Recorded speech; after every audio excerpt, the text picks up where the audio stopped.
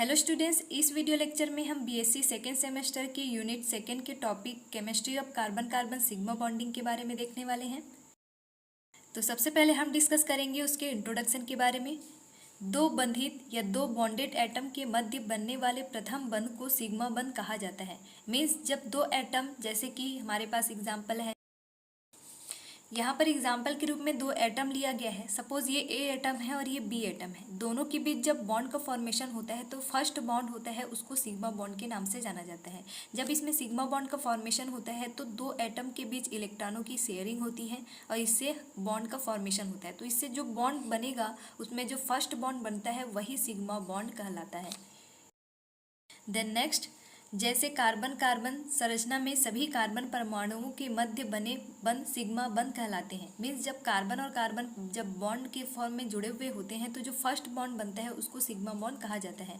Carbon single bond carbon बंध कार्बनिक रसायन का मूलभूत निर्माण खंड होता है। यह दो परमाणुओं के कक्षकों के नाभिकीय अक्ष के साथ शीर्ष पर अतिव्यापन से बनता है। मीन्स इनका फॉर्मेशन ओवरलैपिंग के थ्रू होता है। हम लोगों ने ओवरलैपिंग के बारे में देखा था कि जो ओवरलैपिंग होता है वो इलेक्ट्रॉनों की शेयरिंग से ही होता है। यहाँ पर ओवरलैपिंग की बात कही गई है, तो जो ओवरलैपिंग होता है वो होता क्या चीज़ है, ये टर्म हम लोगों ने प्रीवियस लेक्चर में कंप्लीट किया था। तो ओवरलैपिंग जो होता है वो मेनली इलेक्ट्रॉनों के इंटरेक्शन से होता है। यहाँ पर इलेक्ट्रॉनों का इंटरेक्शन कैसे होता है, चूँकि हम जानते हैं जो इलेक्ट्रॉन्स होते हैं वो ऑर्बिटल्स में पाए जाते हैं, तो इनमें ओवरलैपिंग का प्रोसेस होता है। ये ओवरलैपिंग जनरली दो प्रकार से देखा जाता है। एक होता है हमारा एक्सियल ओवरलैपिंग एंड सेकेंड होता है पार्शियल ओवरलैपिंग, जिसको हिंदी में बोला जाता है अक्षीय और इसको बोला जाता है पार्श्विक। मीन्स यहाँ पर ये बोला गया है कि यहाँ पर पार्श्विक ओवरलैपिंग को शीर्ष ओवरलैपिंग या शीर्ष अतिव्यापन के नाम से भी जाना जाता है। दो प्रकार के ओवरलैपिंग देखने को मिलता है, एक होता है एक्सियल और सेकेंड होता है पार्शियल। एक्सियल में क्या होता है, जो उसके अक्ष वाले भाग होते हैं ये ओवरलैप करते हैं, जबकि पार्शियल वाले में उसके पार्श्व वाले भाग यहाँ पर ओवरलैपिंग करते हैं। तो दो प्रकार की इसमें बॉन्ड का फॉर्मेशन होता है, एक होता है पाई बॉन्ड और एक होता है सिग्मा बॉन्ड। तो यहाँ पर सिग्मा बॉन्ड की बात की गई है। जो सिग्मा बॉन्ड होता है उनका फॉर्मेशन पार्श्विक या शीर्ष अतिव्यापन के थ्रू होता है। देन नेक्स्ट टर्म इज, यह नाभिकीय अक्ष के साथ शीर्ष अतिव्यापन द्वारा बनता है, यही अभी बताया गया है। यह अन्य बंधों की तुलना में शक्तिशाली बंध होता है।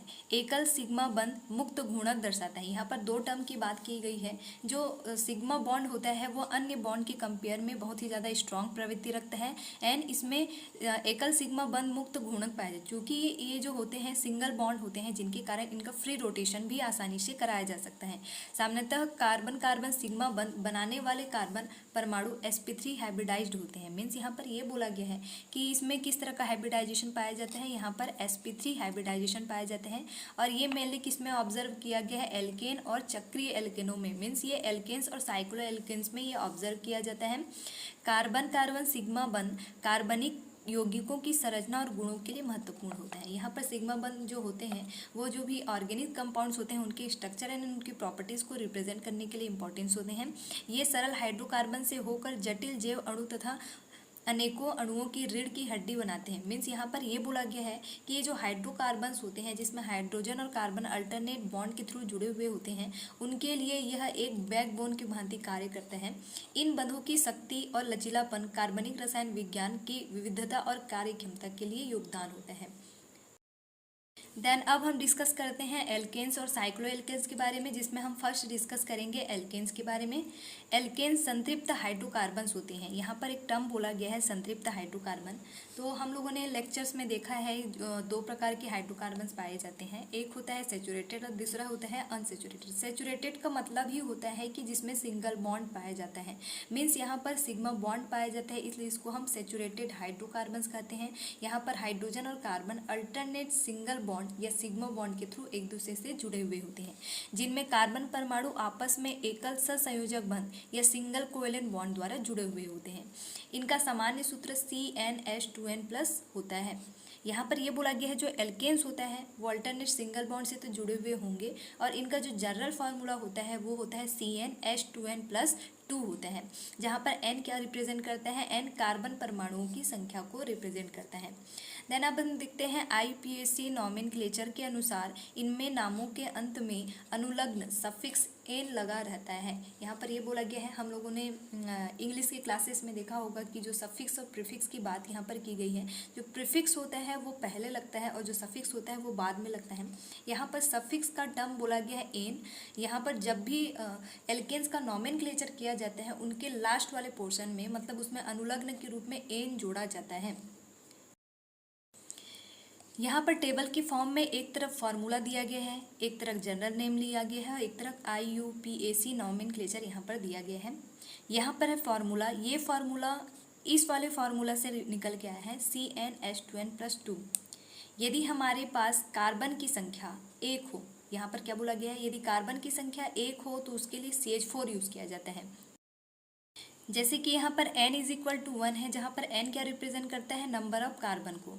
तो यहाँ पर फॉर्मूला है CnH2n+2, ये एल्केन का फॉर्मूला है। इस वाले फार्मूला में यदि हम पुट करते हैं तो ये कुछ इस तरह से मिलकर आता है, C1H2 × 1 + 2 हो जाएगा ये CH4। तो इस तरह से इसका फॉर्मूला निकाला जाता है। यदि n यहाँ पर 2 हो तो इस तरह से इस वाले फार्मूला में हम पुट करते हैं तो आंसर हो जाएगा, यहाँ पर इस n की जगह पर हमको रखना है 2, तो ये हो जाएगा C2H2 × यहाँ n की जगह पर क्या रखना है 1, तो ये हो जाएगा 1 + 2 = हो जाएगा यहाँ पर C2H2 + 2 = हो जाएगा 4, तो ये हो जाएगा C2H4। तो इस तरह से यहाँ पर फार्मूला के फॉर्म में यहाँ पर रिप्रेजेंट किया गया है।